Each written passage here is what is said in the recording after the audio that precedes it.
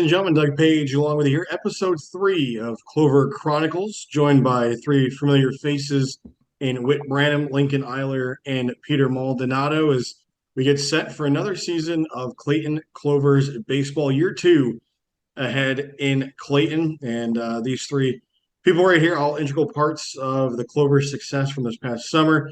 Two on the mound and one behind the plate. And Lincoln, we'll kind of start things off with you first. Just kind of talk about your experience going in the summer, getting to play for the Clovers, and getting some opportunities to pitch on the mound. And one, maybe you could touch on that start or that appearance that you made in Wilson against the Tops late in the season. Um, you know, Playing for Clayton is awesome. The environment is just absolutely unmatched in the dugout. Guys on the field are just, people that you always want to be around. They're great guys. We got great coaches. Louis is doing everything he can to make this the best situation for us. And personally, I love it. I think it's so much fun. I'm excited. We've got some great guys coming back with Pete and Witt. We're bringing in some new guys, so we're hoping we can just click and stuff like that. But yeah, we're just looking forward to more outings, stuff like that. Definitely the outing that I remember the most is, like you said, that Wilson Tobbs outing. That was probably the moment I realized, all right, I can kind of hang a little bit. But if it wasn't for the guys behind the dish, I wouldn't have, been able to do what I was able to do that last game. So, that was a very fun opportunity, great game to be a part of. And Pete, I mean, moving over to your side, obviously, Lincoln alluded to that. The people behind the plate early on, it was a little bit short on the catching staff what the Clovers had. But as you know, I mean, in summer ball, the two big positions really that people talk about, pitching and catching. So just kind of talk about that early start, a little bit short on the catchers. Obviously, got plenty of time behind the plate, and then got more time as the season went along. And then also, got the bat going, especially that good run there right towards the end of the season and through the playoffs. Yeah, I mean, I got my fair share of innings really early. I mean, it was just me and Luke until Garrett came along kind of halfway, three-fourths way through the season.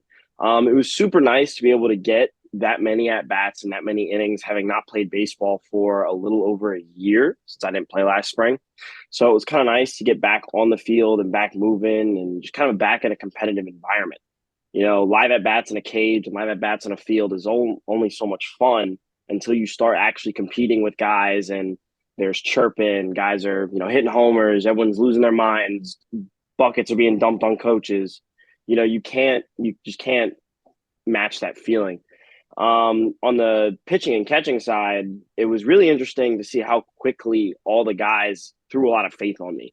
A lot of these guys I had never really met before. I had known Trent, Witt, and Lincoln, and those were the only three I'd really known beforehand. Like I had heard of a couple of the guys, I knew what they've done, but never really interacted with any of them. But it was really quickly to see just how much faith they kind of threw into me to allow me to kind of command their game and handle their game. It was kind of impressive to see guys from Division I schools all the way down to, JUCO and NAIA schools who were like, you're the guy, I trust you, handle my game.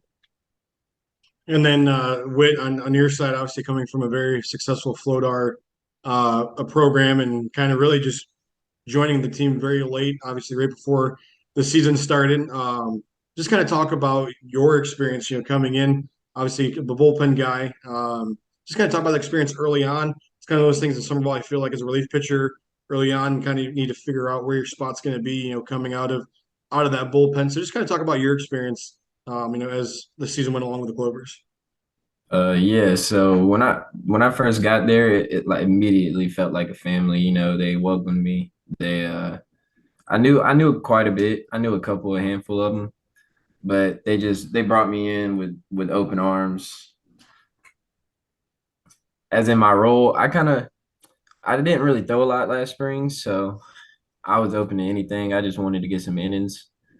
We had a good spring team, so I sat behind some really good arms, learned a lot, and I think that helped me a lot to get ready for the summer. So kind of we'll move along now, obviously, to current and how things are going. Obviously, now you guys back at school and Lincoln and Peter, obviously, you guys having the chance now to play together at Harford. Just kind of talk about how that experience has been now with the season obviously getting underway, and springtime getting here, but just kind of talk about now being on the same team together, and kind of how that experience has been for you guys. Personally, I love it. It's like having a little brother, just with you all the time.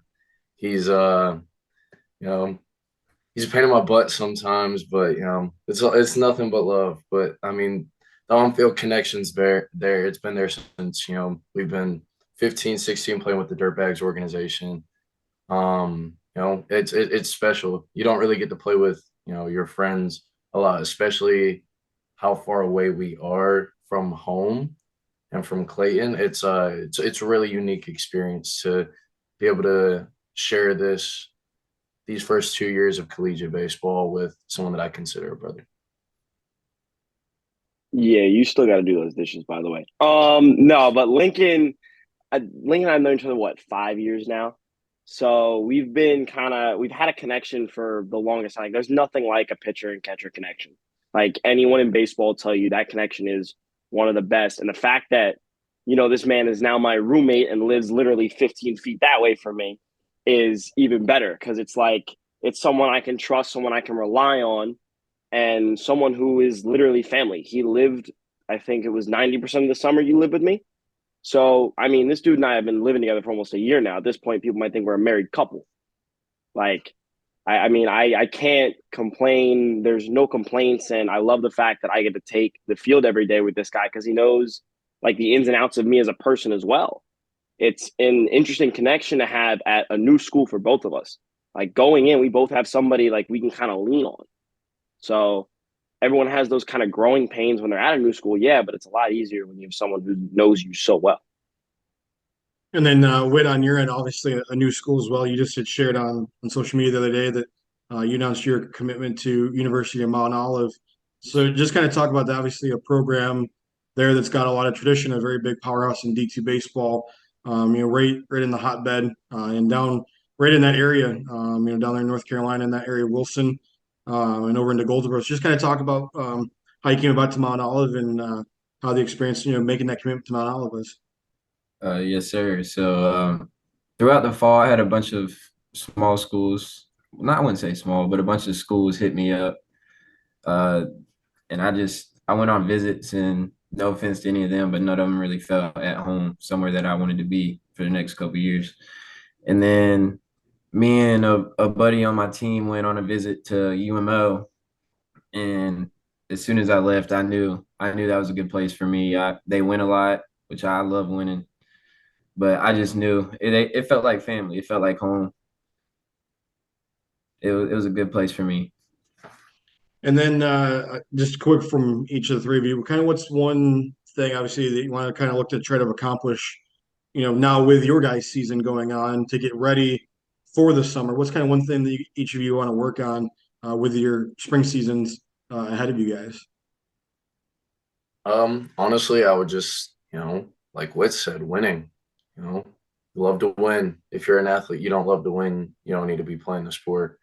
And honestly, just continuing to perfect my craft, being able to, throw any pitch in any count, being able to trust Pete to get me out of situations that I put myself in, trusting Witt to come out of the pen, back up a starter, back up somebody that, kind of had a rough outing.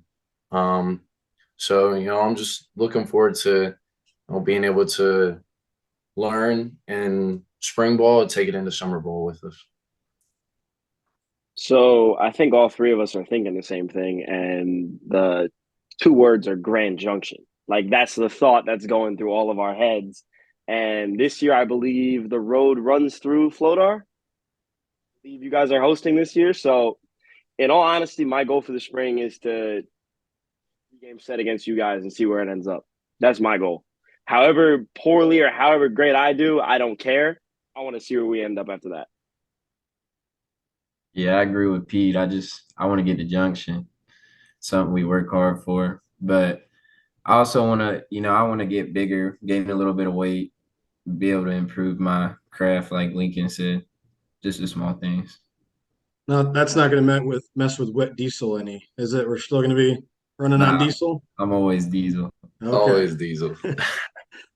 As we'll wrap things up here. I know last week we kind of asked a question to the guys, and I was thinking of one the other day.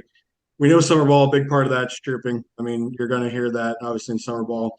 So if you guys had to pick, who do you think is the best from this past summer on the Clovers at chirping, and who just needs to not worry about chirping in the dugout? Who was just bad at it? Can I go first? You can go first, Whit.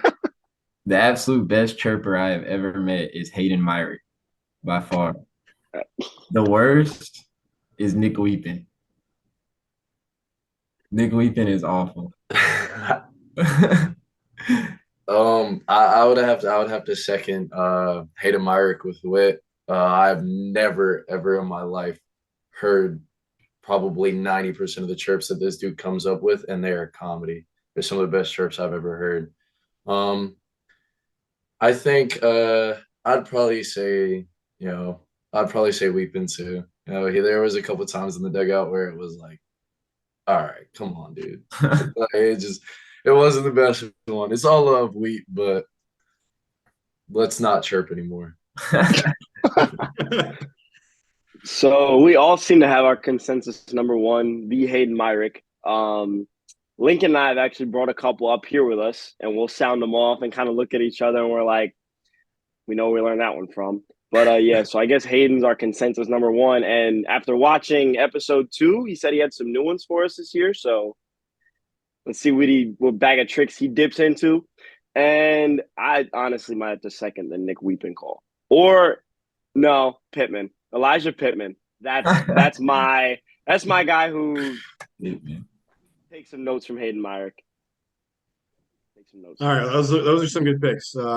It's been a tough last 2 weeks for Weep. We're gonna have to try to maybe send him Yeah, a care package.